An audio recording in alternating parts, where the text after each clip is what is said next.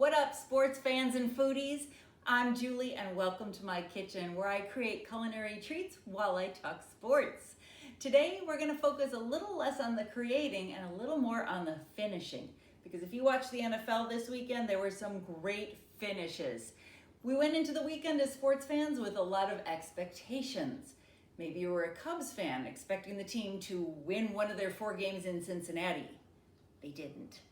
Maybe you're a Sox fan who expected the team to win their last home game of the season. They didn't. Maybe you're a college football fan like myself and you thought that Illinois-Indiana game on Saturday night was going to be compelling. It wasn't. But if you were a Bears fan and you went in today's game optimistic, hopeful, maybe just a little nervous but excited, you were rewarded today.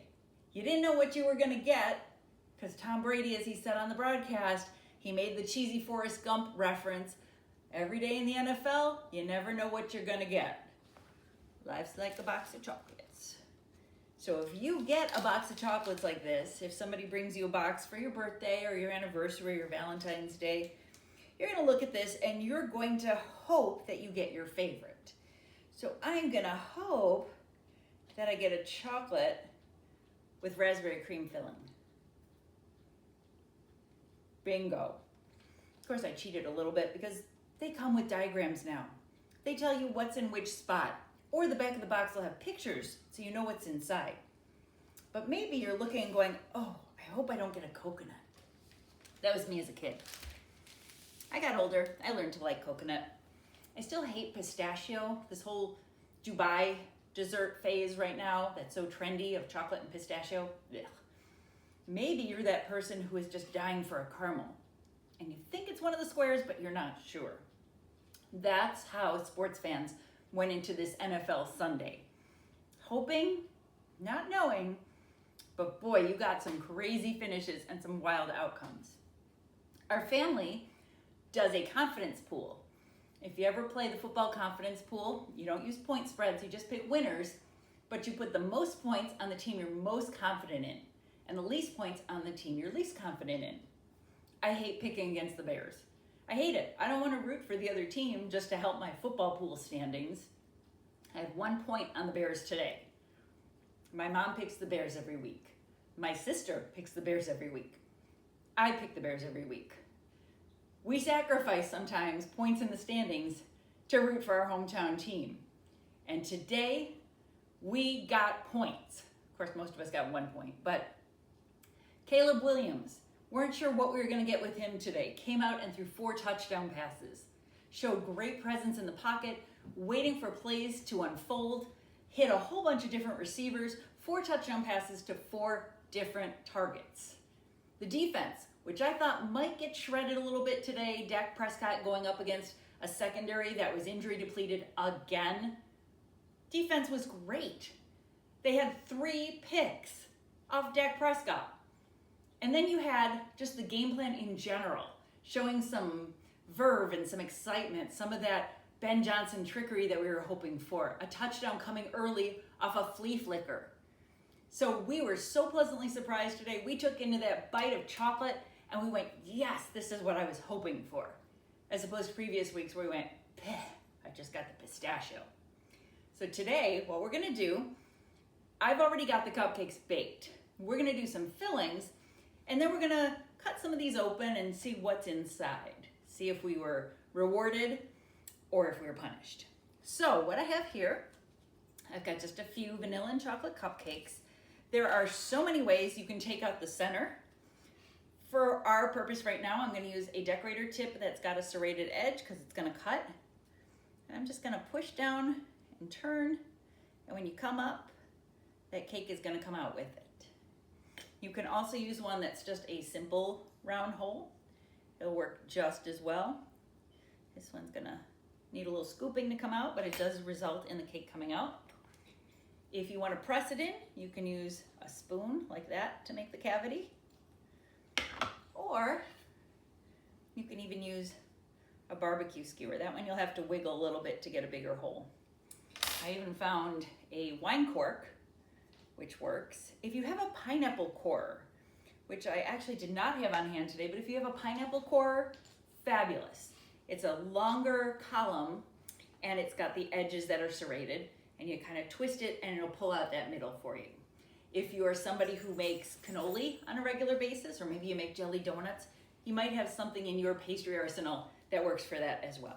But I've got all 4 of these now with holes in them. They are ready for fillings. So I've got fruit fillings, I've got some fudge and caramel fillings.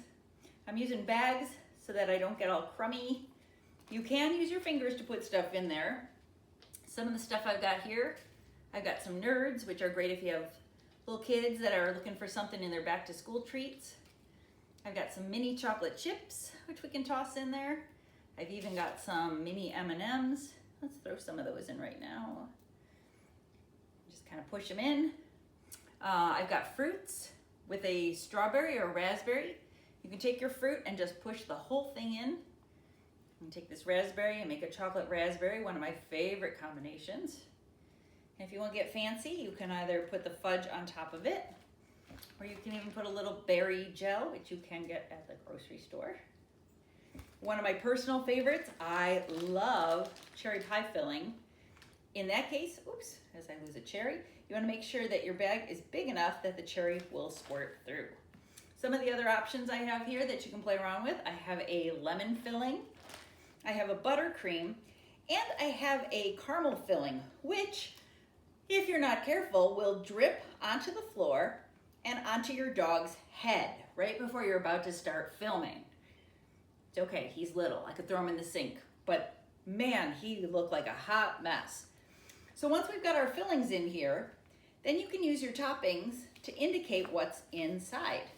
So since I have this raspberry one here, I might want to do just a little bit of buttercream with a raspberry, just like that. For that kitty-friendly one that's got the M&Ms in it, we might want to do, well, let's say, maybe we'll do the caramel on that one, or maybe some fudge. Get some nice sticky caramel going here, as my dog learned. So we've got caramel M&M one going. A little bit of gooiness here. Oh, that looks so good though. All right, so we got 2 of our 4 done here. I'm gonna set these down and just kind of leave them in the front like that. I've also got a little bit fancy here. I'm gonna go ahead and take my cherry one and make a little flower on top. This is good if I'm doing a lemon one. You can go one of 2 ways. You can either make it clear what's inside based on the topping, or you can leave it a mystery cupcake. But buyer beware, then you might get a pistachio. I'm gonna throw a little center in my flower here. And I got that one little lonely chocolate one there, so we'll finish him off as well like this. And we're gonna take a little football decor and do this. So as you can see, we had a great game plan for these cupcakes. We executed, we finished strong. And when you look at the final result, you are satisfied with what you accomplished. I couldn't be more excited at how the Bears finished this one. I loved the locker room celebration. I loved the way Ben Johnson addressed the team, and in turn, the way the team gave him the game ball for his first win as Bears coach. And man, if you saw some of those guys in the post game, Jeff Joniak, who does the play-by-play for Bears Radio, was doing the post-game interviews on the Marquee Network, and he's interviewing these guys outside the locker room, and damn, they were sharp. They were dressed so fine. They had the finishing touches on the game. Those guys came out and they looked like winners. So I can't wait to see how they come out as they continue to pile up the wins. And I can't wait as a Bears fan to continue to put more points on them in the confidence pool, because I liked what I saw today. And if you haven't noticed, the division, nobody's actually showing they're unbeatable in the early going. In fact, the Vikings almost lost to the Bears that first week. That was a 3-point loss for the Bears. Packers folded miserably. So sad. And then you have the Lions, who are playing on Monday Night Football and have to go up against the Ravens. And while we're speaking of divisions, and we'll save this for a future episode, but man, those baseball divisions, they're getting crazy. The Tigers and the Guardians, tight as can be. The Guardians on a real hot streak. The Mariners on a hot streak. You're seeing the Mets and the Reds jockeying for position. So as we get set to head into the postseason in baseball, we'll talk a lot about how the stretch run fleshed out for those teams and how it affects the Cubs as well. So that's what we've got for today. We're gonna cut into these. This one, I've got a caramel filling, so I put some salt on top, so it's like a salted caramel thing going on. This one, we're gonna cut into and see a lemon filling, so I got my little daisy there. And this one, my mystery one, we're gonna cut in. And we're gonna see all the nerds come flying out. That's the one kids will like. Grown-ups might bite into that one. That might be your equivalent of like the Dubai pistachio one. But all sorts of different outcomes, different ways of getting there, and that's one of the best things about the NFL. I'm Julie. Look up play-by-plate, hashtag play-by-plate across various platforms. I'm on Twitter, I'm on Instagram, Facebook, what am I missing? TikTok, LinkedIn. Look me up. Feel free to ask me questions on there. If you've got any questions about what we did or what ingredients were involved, please feel free to message me. And I can't wait to see you back here next week. I'm Julie in my kitchen.